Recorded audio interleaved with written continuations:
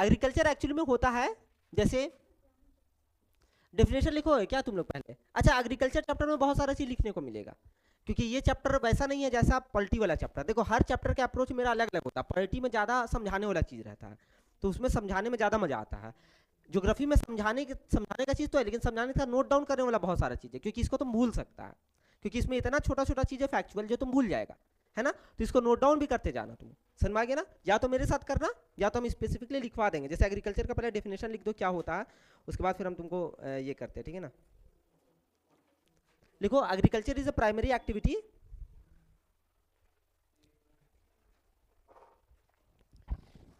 Agriculture is primary activity agriculture is a primary activity, हो गया।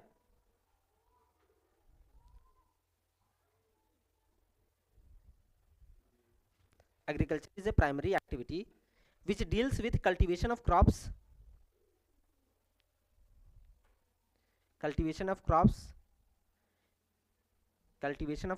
comma animal husbandry, मतलब पशुपालन भी एग्रीकल्चर का पार्ट होता है, सिर्फ खेती बाड़ी नहीं।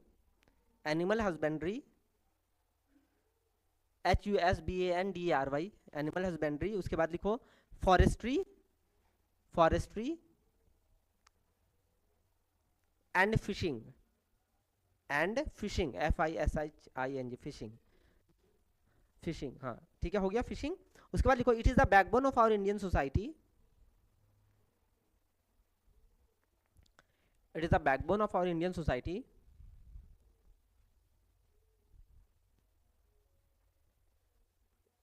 और वो 2/3 वाला फिगर जो तुम लोग बता रहे हो वो पुराना हो गया, ठीक है ना। अब 2/3 लोग एग्रीकल्चर में नहीं है, अब थोड़ा कम हो गया, ठीक है ना। तो इसीलिए वो पुराना डेटा हो गया है NCERT वाला, क्योंकि बुक बहुत पहले छपा हुआ है ना, वही चीज रिपीट हो रहा है ना। तो अब करंट में देखा जाए तो 50-55% है, तो हाफ बोल सकते हो, ठीक है ना। तो इसीलिए हम लोग हाफ मत लिखो, 50% से ओवर लिख दो। 75 भी होगा तो 50 के ओवर ही आएगा ना।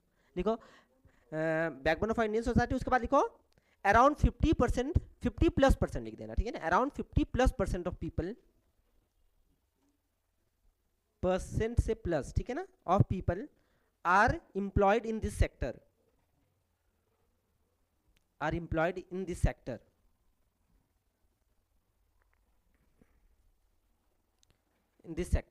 ठीक है, इन दिस हो गया।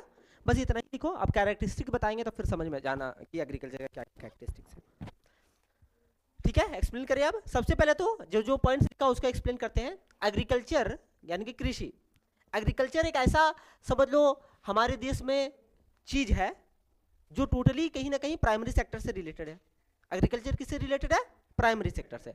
अब तुम लोग का क्वेश्चन आएगा सर प्राइमरी सेक्टर क्या होता है? क्लास 9 में तुम लोग पढ़ा होगा ये चीज को, 10 में भी। अच्छा ठीक है। प्राइमरी सेक्टर वो सेक्टर होता है जहां पर तुम डायरेक्टली नेचर से सारा चीज को ले रहे होगे, है ना। यानी कि फैक्ट्री वगैरह भी नहीं गए हो, डायरेक्ट नेचर से अगर तुम कोई चीज को यूटिलाइज कर रहे हो, कोई चीज को ले रहे हो, तो उसको हम लोग प्राइमरी सेक्टर एक्टिविटीज कहते हैं। जैसे एग्रीकल्चर में हो गया, जितना भी काम हम लोग करते हैं वो नेचर के इर्द गिर्द करते हैं, है ना, वो एग्रीकल्चर का पार्ट है।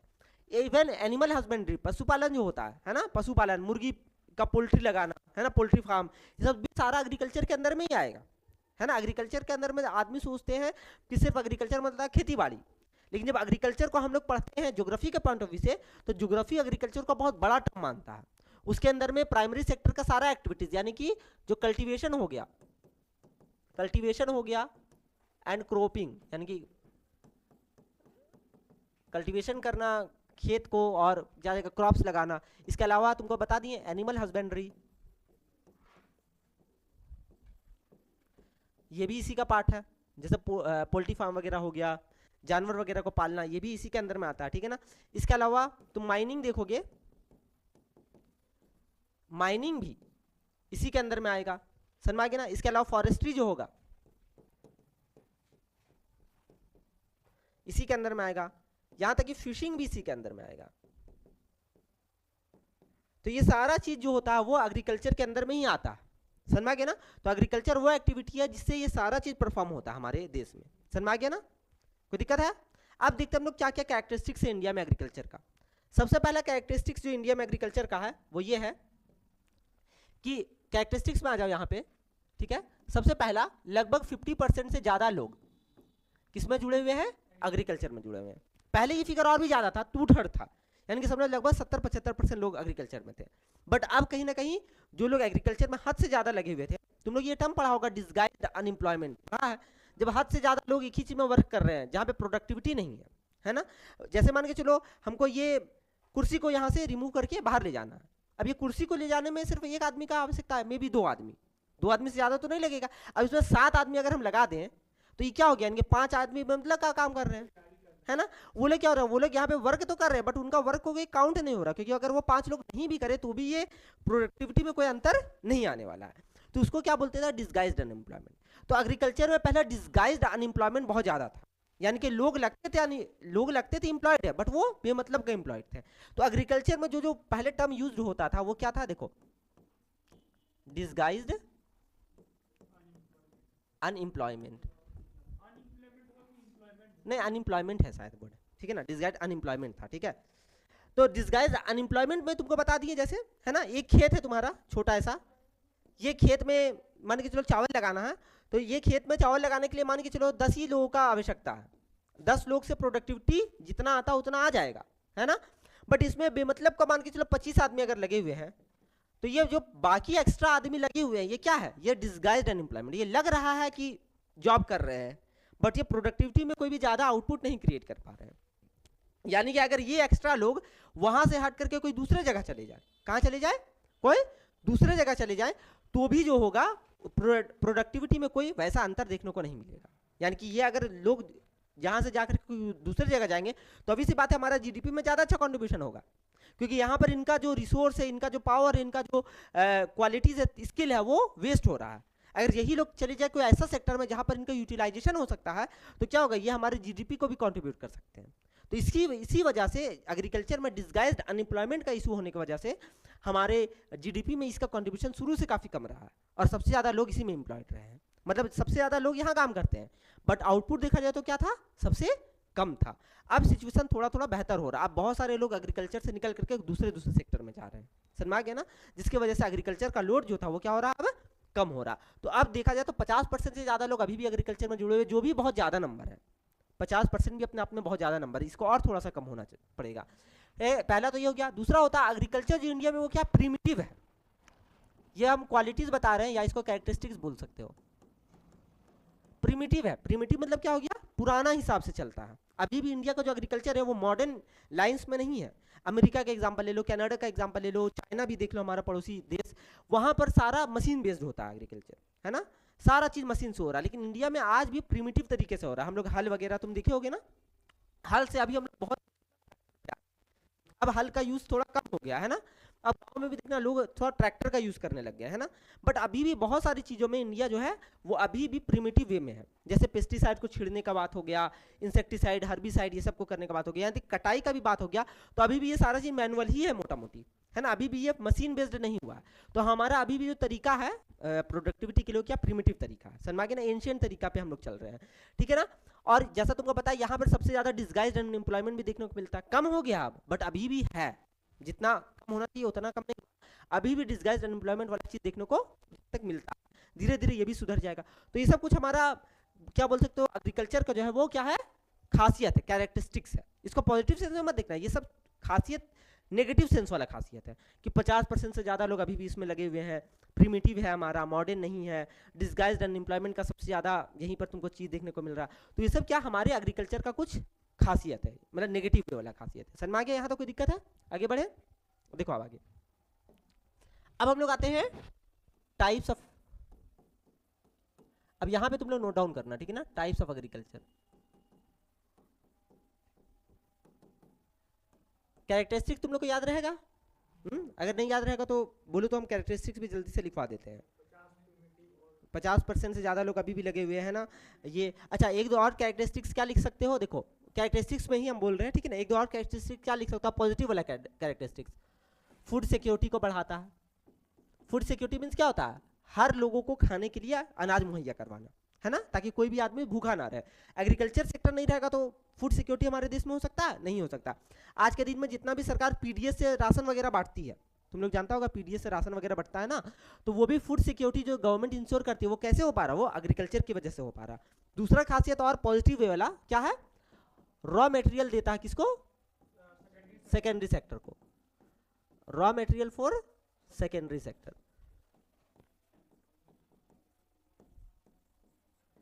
है ना, रॉ मटेरियल है सेकेंडरी सेक्टर के लिए। समझ में आ गया ना? तो ये सब कुछ पॉजिटिव वे वाला खासियत है, और वो सब क्या था, वो कुछ नेगेटिव वे वाला खासियत है। ये सब कुछ पॉजिटिव वे वाला खासियत है, कोई दिक्कत है नहीं है। आगे बढ़ो। टाइप्स ऑफ एग्रीकल्चर में एक्चुअली में हम लोग टाइप्स ऑफ फार्मिंग पढ़ लेते हैं पहले।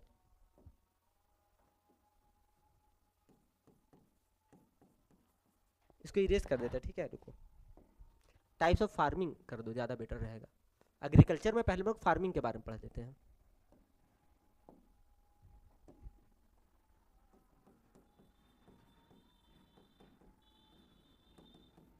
तो जैसे तुम लोग को बताया कि एग्रीकल्चर में एक बहुत ही इंपॉर्टेंट जो चीज़ होता है वो फार्मिंग का भी सेक्टर है। एनिमल हस्बेंड्री है, माइनिंग, ये सब तो है ही। फार्मिंग भी एक बहुत बड़ा सेक्टर है एग्रीकल्चर का, खेती बाड़ी जो हो गया। तो सबसे पहले ये बहुत इंपॉर्टेंट है, इंडिया में फार्मिंग जो होता है वो 3 तरह का होता है। कितना तरह का है? 3 तरह का, ठीक है ना, बहुत इंपॉर्टेंट है, इससे क्वेश्चन आता है।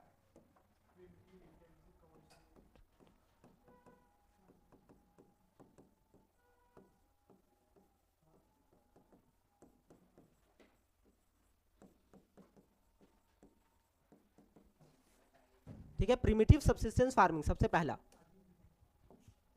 दूसरा क्या है बताओ? हाँ, इंटेंसिव सब्सिस्टेंस फार्मिंग।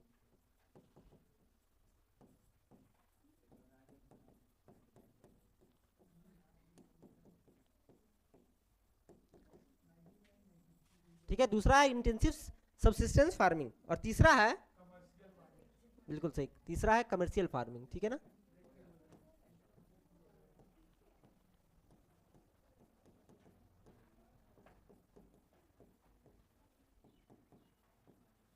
ठीक है, तो इंडिया में 3 टाइप का फार्मिंग है। पहला है आपका प्रिमिटिव सब्सिस्टेंस फार्मिंग, दूसरा है इंटेंसिव सब्सिस्टेंस फार्मिंग, और तीसरा है कमर्शियल फार्मिंग। बहुत इंपॉर्टेंट है, तीनों का एक्सप्लेन कर रहे हैं। जहां तक पहले नोट कर लो, फिर बताते हैं, ठीक है। जो जो बोलेंगे तुम लोग हर चीज को नोट डाउन कर सकते हो, हर चीज इंपॉर्टेंट है यहाँ से एग्जाम के पॉइंट ऑफ व्यू से, ठीक है ना। ज्योग्राफी में इसलिए नोट डाउन करना होगा क्योंकि ये पॉलिटी की तरह नहीं है कि स्टोरी की तरह तुमको याद रहेगा। यहाँ बहुत डेटा है। पॉलिटी में क्या था, स्टोरी था, है ना। यहाँ पे डेटा बहुत है, फैक्ट बहुत है, इसीलिए फैक्ट तुम लोग भूल जाओगे, तो इसीलिए इसको नोट डाउन करते रहो, ठीक है।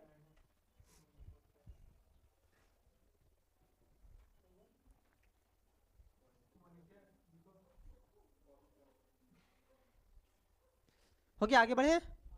देखो, सबसे पहला खासियत प्रिमिटिव सब्सटेंस का क्या होगा? सबसे पहला खासियत स्मॉल एरिया में होगा। ये सबसे पहला खासियत स्मॉल एरिया में होगा। अंतर तीनों में समझ लो क्या होगा। स्मॉल एरिया में होगा, प्रिमिटिव टूल्स के साथ होगा। स्मॉल एरिया में हो रहा है, पुराने औजारों के साथ हो रहा है, और ये सेल्फ कंजम्पशन के लिए होता है। सबसे इंपॉर्टेंट चीज, ये किसके लिए होता है?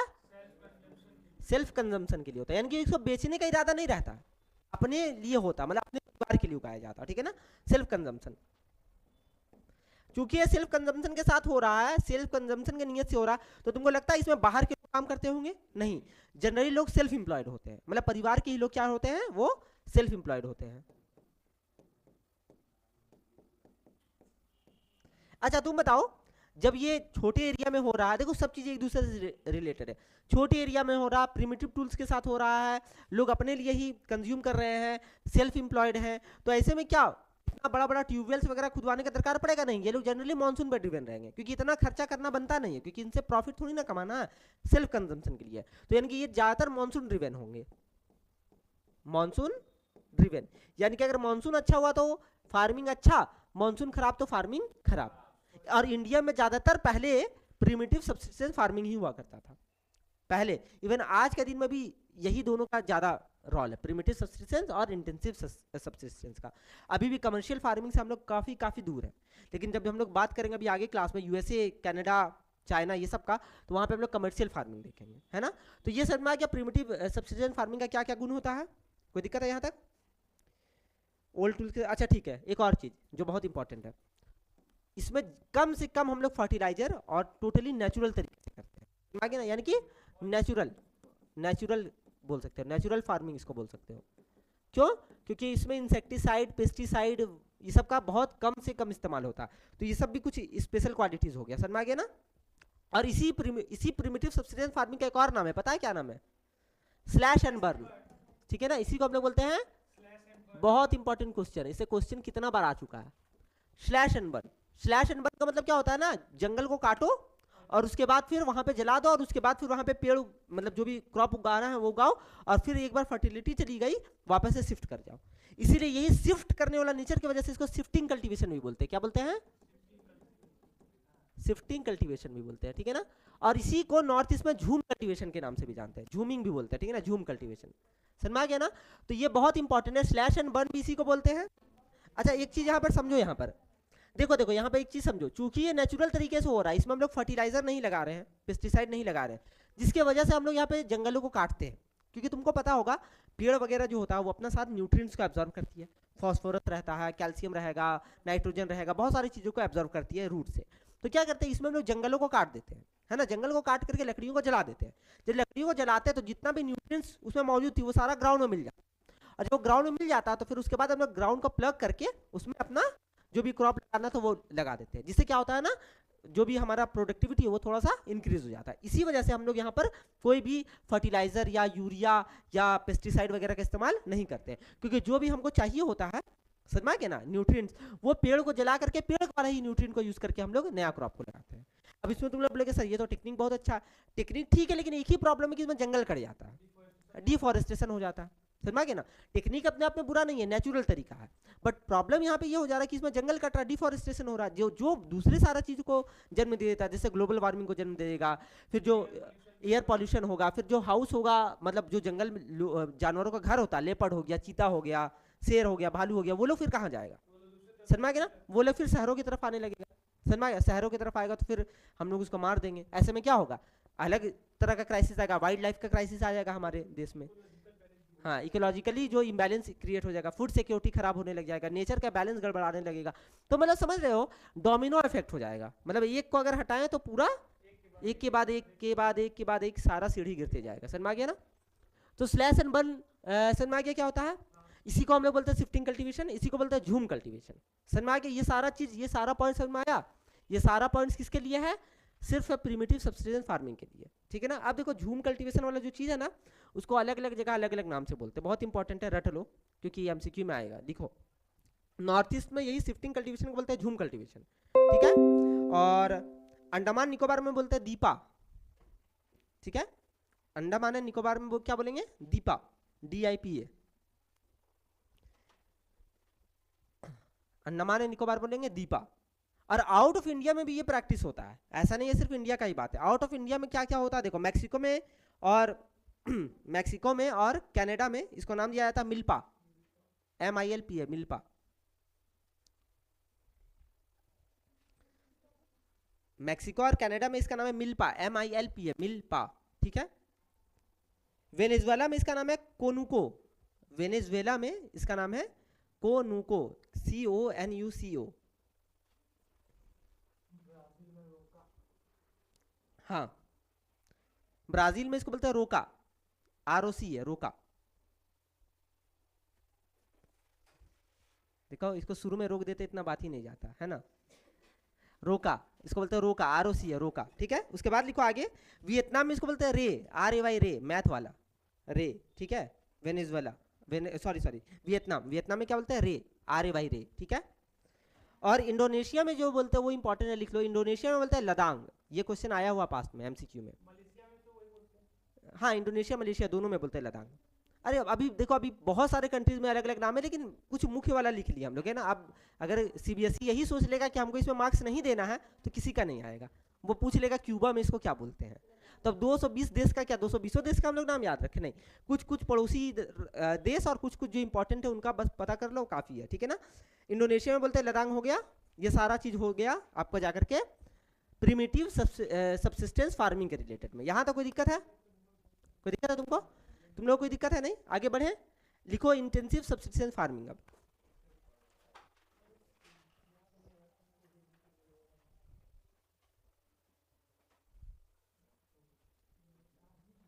अच्छा देखो यहाँ पर देखो, अब देखो ये सारा चीज को तुम लोग को समझना है। देखो इसमें रटने वाला कोई चीज था तुम ही बताओ, बस वही है कि इतना सारा फैक्ट्स है कि शायद तुम्हारे दिमाग से उतर जाए, बस इसीलिए क्लास में अच्छे से समझ लो। सब फैक्ट एक दूसरे से रिलेटेड है, देखो यहीं पर देखो सारा फैक्ट एक दूसरे से रिलेटेड नहीं है, स्मॉल एरिया में हो रहा है इसीलिए नेचुरल फार्मिंग हो रहा है, नेचुरल फार्मिंग हो रहा है इसीलिए स्लैश एंड बर्न कर रहे हैं, क्योंकि कहाँ से लाएंगे वो सारा न्यूट्रिएंट, है ना। अच्छा, अब चूंकि स्मॉल एरिया में हो रहा है इसीलिए सेल्फ कंजम्पशन के लिए यूज हो रहा है, चूंकि सेल्फ कंजम्पशन के लिए यूज हो रहा है तो बाहर से आदमी को बुलाने की दरकार नहीं पड़ रहा, फैमिली मेंबर ही लगे हुए हैं, समझ गए ना। अब चूंकि ये सारा फैक्टर है इसीलिए पैसा भी खर्चा नहीं करना, अपने में तो खाना है ना, तो पैसा है इन्वेस्ट करना बेमतलब का, बेचना तो है नहीं, प्रॉफिट तो कमाना है नहीं, इसलिए मानसून पे डिपेंडेंट है ना। गान मूवी वाला गाना गा रहे हैं, मेघा आओ, है ना, पानी बरसाओ, तब जाकर के ये वाला खेती हो पाएगा, ठीक है। और उसके बाद फिर इसको अलग नाम दिया जाता है slash and burn, north east में बोलते हैं झूमिंग। अब यहाँ पे रटने वाला चीज स्टार्ट हो गया, अब इसको जो तुम लोग लिखा है इन लोग को रट लो, झूमिंग कहाँ बोलते हैं, वेनेजुएला में क्या बोलते हैं, सारा रटने वाला चीज है, ठीक है, इसको मेमोराइज कर लो। अब लिखो इंटेंसिव सब्सिस्टेंस फार्मिंग के बारे में, ठीक है ना, सेम है बस थोड़ा सा अंतर है। देखो ये भी जो होता है ये भी सेल्फ के लिए होता है, मतलब खुद के लिए होता है, ये भी खुद के लिए हो रहा था, ये भी खुद के लिए होता है, बस अंतर है क्या, यहाँ पर कम एरिया है और ज्यादा लोग हैं, मतलब लेस एरिया, कुछ पॉइंटर्स बस लिख लो, और मोर पीपल है यहाँ पर। यहाँ पर क्या था, लेस एरिया लेस पीपल, यहाँ पर क्या है, लेस एरिया लेस पीपल, इसमें क्या था, लेस एरिया है और लेस पीपल है, दोनों चीज लेस है। यहाँ पर एरिया लेस ही है लेकिन पीपल मोर है। अब तुम ही बताओ, लेस एरिया है मोर पीपल है, प्रोडक्टिविटी बढ़ाना होगा, प्रोडक्टिविटी क्या होता है, इतना इस जमीन का टुकड़ा से कितना अनाज उगा सकते, अगर जमीन का टुकड़ा सेम है, अनाज ज्यादा उगाना तो क्या करना होगा बताओ, फर्टिलाइजर का यूज करना पड़ेगा, मजबूरी है मेरा, है ना। अब देखो यहाँ पे फर्टिलाइजर का यूज यहाँ पे आ गया, यहाँ पे क्या करेंगे, फर्टिलाइजर का यूज करना स्टार्ट कर देंगे, इंसेक्टिसाइड का यूज करना स्टार्ट कर देंगे, पेस्टिसाइड का स्टार्ट कर देंगे यूज। अब यही बताओ ये सब का जब यूज कर रहे हैं तो अभी सब बात है मॉडर्न फार्मिंग का यहाँ पे कोशिश करेंगे करने का, करेंगे नहीं करेंगे, मॉडर्न फार्मिंग का ट्रैक्टर का इस्तेमाल होगा, है ना, मशीन्स का इस्तेमाल होगा, थोड़ा सा ज्यादा यूज करना चाहेंगे क्योंकि आप कम एरिया में ज्यादा लोगों का हो रहा है। इसको तुम ऐसा समझो, इसमें तुम जो अनाज उगा रहे थे समझ लो अपना परिवार के लिए उगा रहे थे, 4 आदमी के लिए, इसमें जो अनाज उगा रहे हो परिवार के साथ साथ मामा बोले मेरे लिए भी उगा देना, नाना बोले मेरे लिए भी उगा देना, दादा बोले मेरे लिए भी उगा देना, अभी भी हम लोग रिश्तेदार का ही उगा रहे हैं। अब क्या हो गया, पूरा हम लोग पूरा एकदम फैमिली का जितना भी दूर दूर के रिश्तेदार है सबके लिए उगा रहे हैं, तो इसमें क्या हो रहा है, ये भी सेल्फ कंजम्पशन के लिए हो रहा है, बस क्या हो गया पीपल बढ़ गया है, वही जमीन है, तो हो सकता है बहुत मुमकिन है यही वाला आदमी इसमें आ गया होगा, समझ, बस क्या होगा यही वाला आदमी जब मॉडर्न चीजों का यूज करने लग जाते हैं तो क्या बोल देते हैं हम लोग, इंटेंसिव सब्सिस्टेंस फार्मिंग बोल सकते हैं, समझ गया ना। लिखो इसमें क्या क्या खासियत होता है, सबसे पहला खासियत ये होगी ये भी सेल्फ के लिए होता है, दूसरा चीज होता है ज्यादा लोग होते हैं बस जमीन कम होता है, तीसरा मॉडर्न इनपुट का इस्तेमाल करते हैं, तीसरा ट्रैक्टर का इस्तेमाल होगा, ट्यूबवेल्स का इस्तेमाल होगा, फर्टिलाइजर का इस्तेमाल होगा, है ना। और यहाँ पर नेचर पे डिपेंड अब रहेंगे, बताओ अब ज्यादा लोगों का पेट भरना तो क्या नेचर से चलेगा काम, नहीं ना, तो नेचर के साथ साथ यहाँ पर हम लोग ट्यूबवेल्स कैनाल्स ये सब का भी यूज करेंगे,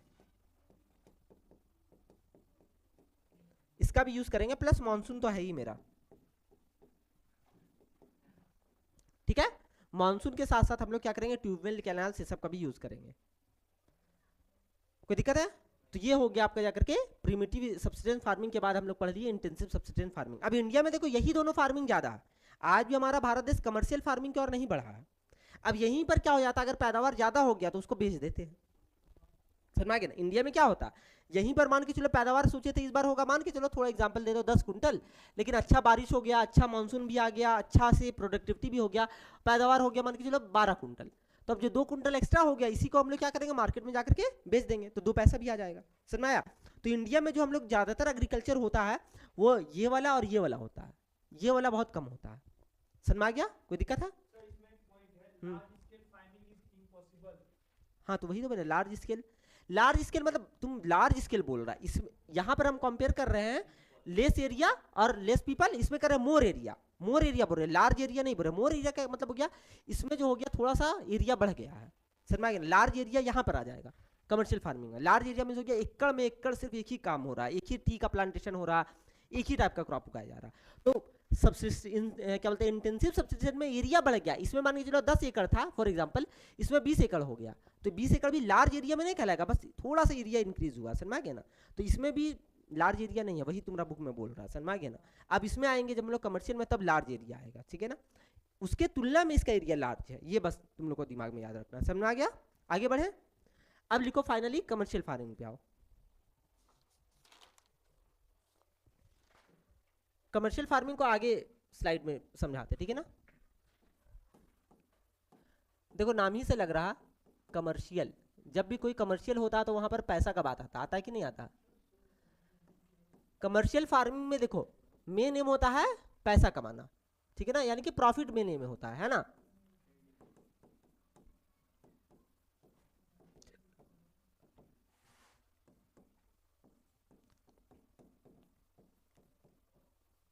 देखो अब सवाल आता है कि सर ये जो है हो गया कमर्शियल फार्मिंग, ये बाकी दोनों से कैसे अलग है। बाकी दोनों से ऐसा अलग है, समझो बाकी दोनों टाइप ऑफ फार्मिंग, यानी कि इसमें बाकी दोनों टाइप ऑफ फार्मिंग में क्या था, अनाज उगा रहे थे, एक्स्ट्रा बच जा रहा था तो बेच दे रहे थे, है ना।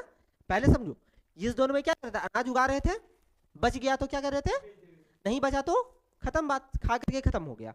लेकिन इसमें क्या है, इसमें हम लोग बोले हैं कि अनाज उगा रहे खाने के लिए नहीं, जितना अनाज उग रहा है 10 कुंटल मान के चलो उगा है, मान के चलो 10 कुंटल देंगे हम, बेच सेल कर देंगे, उससे जो पैसा आएगा उससे अनाज खरीद करके खा लेंगे। समझ में आया इसका टेक्निक क्या है।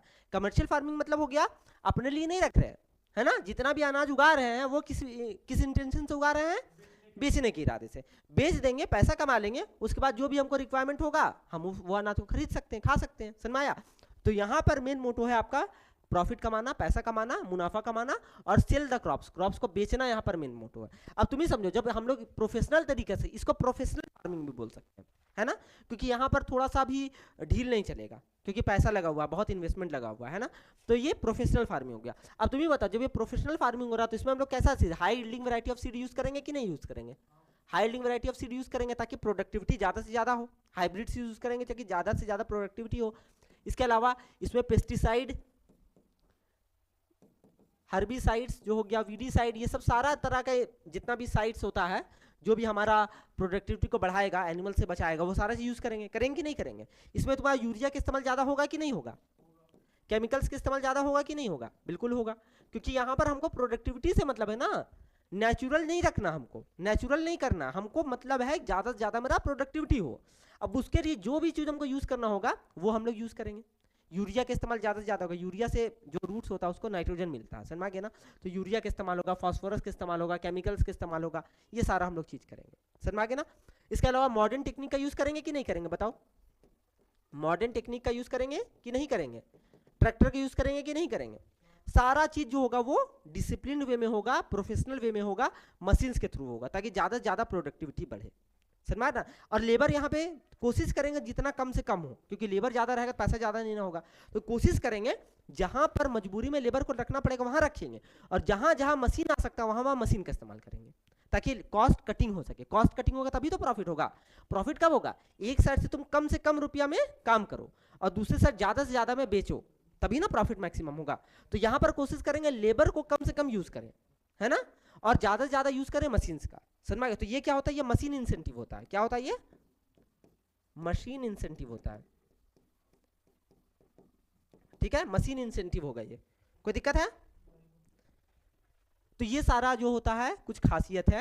अच्छा ये बात बताओ, अब इतना सारा चीज अगर हम इन्वेस्टमेंट कर रहे हैं क्या हम मानसून पे डिपेंडेंट रहेंगे, मानसून पे रहता तो सारा बर्बाद हो गया, है कि नहीं, मानसून आएगा कि नहीं आएगा नहीं। तो इसमें मानसून पे तो बिल्कुल भरोसा नहीं करना है, मानसून आ गया तो बहुत अच्छी बात है, मानसून पे भरोसा लेकिन करना नहीं है। इसके लिए तुमको देखने को मिलेगा कैनाल्स बनाया जाता है ना, डैम्स का पानी होता है, डैम में पानी स्टोर करके इसके जहाँ पर जो एरिया में ज़्यादा ये फार्मिंग हो रहा है कमर्शियल फार्मिंग, उधर जाकर के डाइवर्ट किया जाता है, समझ में आ गया ना। तो यहाँ पर लंबा पैसा लगा हुआ, तो कैनाल यहाँ पे होगा, ट्यूबवेल्स होगा, ये सब का इस्तेमाल ज़्यादा से ज़्यादा होगा। इसीलिए ये वाला जो कमर्शियल फार्मिंग होता है ये तुमको इंडिया में हर जगह देखने को नहीं मिलेगा, क्योंकि हर जगह इंडिया में काफ़ी छोटा छोटा ज़मीन है ना, इसीलिए तुमको ये सिर्फ ज़्यादातर एरिया में तो पंजाब, हरियाणा, हाँ असम में भी, हरियाणा, फिर आपका जाकर वेस्टर्न यूपी में देखने को मिलेगा, असम में देखने को मिलेगा क्योंकि वहाँ पे टी है, केरल में देखने को मिलेगा, कर्नाटक में देखने को मिलेगा। मतलब जितना भी देखा जाए तो कहीं ना कहीं समृद्ध राज्य है ना, ये सारा राज्य देखा जाए तो कहीं ना कहीं समृद्ध राज्य है, देखा जाए, है ना, वहीं पर होगा। झारखंड में नहीं होगा, बिहार में नहीं होगा, यहाँ प्रैक्टिकल पॉसिबल नहीं है क्योंकि यहाँ पर किसान ही गरीब है। बिहार में, यूपी में देखा जाए, यूपी का सिर्फ एक सेक्शन हम लिख रहे हैं, देख रहे हो, वेस्टर्न यूपी, बाकी सारा सेक्शन नहीं। तो सिर्फ ये सब एरिया में क्या हो रहा है, लोग ही गरीब है, तो कहाँ से कमर्शियल फार्मिंग करेंगे। यहाँ पर सारा कैसा फार्मिंग चल रहा है, सब्सिस्टेंस वाला और इंसेंटिव वाला चल रहा है, समझ में आ गया ना।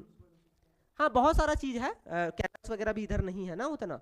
जैसे हम देख लो, अगर जितना भी डेवलपमेंट हुआ है ग्रीन रिवोल्यूशन के समय में, वो पंजाब हरियाणा के साइड में हुआ है ना। तो इधर हम लोग का कैनल्स वगैरह भी तो नहीं है ना झारखंड बिहार में, तो वो भी फैक्टर्स है। कोई दिक्कत है, समझ में आया?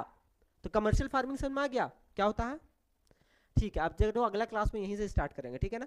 कमर्शियल फार्मिंग में ही टी प्लांटेशन, कॉफ़ी प्लांटेशन, जो प्लांटेशन वाला है वो पढ़ाएंगे। तो तीनों टाइप का फार्मिंग में अंतर समझ में आ गया, सबसिस्टेंस में, प्रिमिटिव में और इसमें। कोई दिक्कत है तुम लोग को? कोई दिक्कत है? अगला क्लास में यहीं से स्टार्ट करेंगे, ठीक है। चलो।